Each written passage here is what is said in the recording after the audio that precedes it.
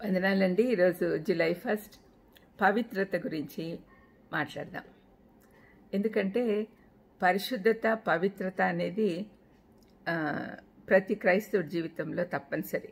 నేను పవిత్రుడని కాబట్టి మీరు కూడా పవిత్రులుగా ఉండండి అని మనకు ఒక శాసనం ఇచ్చాడు దేవుడు. ఆ విధంగా మనం ఉండాలి. కీర్తన 24:3-4లో యెహోవా పర్వతమునికి ఎక్కదగిన వాడెవడు? ఆయన పరిశుద్ధ స్థలంలో నిలవదగిన వాడెవడు? వ్యర్థమైన దాని యందు మనస్సు పెట్టకయు, కపటంగా ప్రమాణం చేయకయు, నిర్దోషమైన చేతులను శుద్ధమైన హృదయములను కలిగి ఉండువాడే. తనతో సంబంధం కలిగి ఉండాలంటే పవిత్రత అనేది ప్రాముఖ్యమైనది అని దేవుడు స్పష్టంగా చెప్తూ ఉన్నాడు. అపవిత్రతతో ఆయన సన్నిధికి కూడా వెళ్ళలేం. ఈ పవిత్రత అంటే ఏమిటి, ఎలా పొందుకోవాలి, ఎలా ఉంచుకోవాలి, అవన్నీ కూడా మనం చూద్దాం. మన లోకంలో ప్రతిదినము పెరుగుతున్న అపవిత్రతతో దేవుని సన్నిధిలో ఉండలేం, అసలు నిలవలేరు ఎవరు కూడా. కీర్తనకారుడు చెప్పిన పవిత్రత ఏమిటో అర్థం చేసుకోవడానికి ముందుగా నిర్దోషమైన చేతులు, శుద్ధ హృదయం అంటే ఏంటో కూడా తెలుసుకోవాలి. నిర్దోషమైన చేతులు అంటే సబ్బునీటితో చేతులు శుద్ధి చేసుకుంటా కాదు, కానీ ఒప్పుకొని పాపాలు, పశ్చాత్తాపపడని పాపాలు లేని చేతులని అర్థం. నాకి అనే హెబ్రీ పదం వాడతారు దీనికి. ఈ పదానికి అర్థం ఏంటంటే నిర్దోషిగా ఉండుట, ఎలాంటి తప్పులు చేయనివాడు.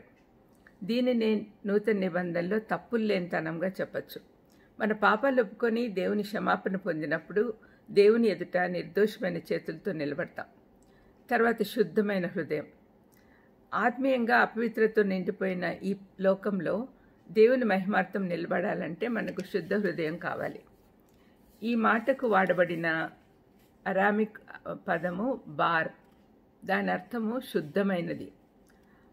ఇదే పదానికి వాడిన హెబ్రీ పదము బరార్, దాని అర్థము కడుగుట, పవిత్రపరచుట, మెరుపు తెచ్చుట లేక రుజువు చేయుట. ఈ 4 అర్థాలున్నాయి. ఈ 4 పదాలు శుద్ధ హృదయం అనే పదాన్ని వివరిస్తాయి. ఈ మాటలు మనం కొంచెం లోతుగా ఆలోచిద్దాం. కడుగుట అంటే కీర్తన 51:7లో దావీదు, నేను పవిత్రుడనగినట్లు హిస్సోపుతో నా పాపం పరిహరింపుము, హిమము కంటేనూ నేను తెల్లగా ఉండినట్లు నన్ను కడుగుము అని దేవునికి మొరపెట్టుకున్నాడు. తన పాపాలను కడగమని, వాటిని కప్పివేయమని, తుడిచివేయమని అడుగుతున్నాడు. దేవుని మహాకృప వల్ల మన పాపాలను కడుగుటకు మనకి నాడు యేసయ్య రక్తం ఉంది. శుద్ధ హృదయము క్రీస్తు రక్తంతో కప్పబడుతుంది. అదే శుద్ధ హృదయం అంటే. తర్వాత పవిత్రపరచుట. మొదటిగా యేసు రక్తం మనలను కడిగి ఆ తర్వాత పవిత్రపరుస్తుంది. ఈ రక్తము మనం రోజు వాడుకుంటూ మన పాపాలను కడుక్కుంటేనే మనం ఎదుర్కొనే ఆత్మీయ శత్రువులను ఓడించగలం. మెరుపు తెచ్చుట. క్రీస్తు అందంతో నింపబడిన హృదయము మెరుపుతో నిండి ఉంటుంది. ఇలాంటి శుద్ధ హృదయము క్రీస్తు కొరకు వెలుగుతుంది. మన పాపం అనే మట్టితో బాగా నింపబడిన హృదయాన్ని రుద్ది కడుక్కోవాలి. ఇది కొన్నిసార్లు దేవుడు గట్టిగా రుద్దాడు అంటే దాని అర్థం ఏంటంటే దేవుడు మనకు మెరుగు పెడుతున్నాడు అని.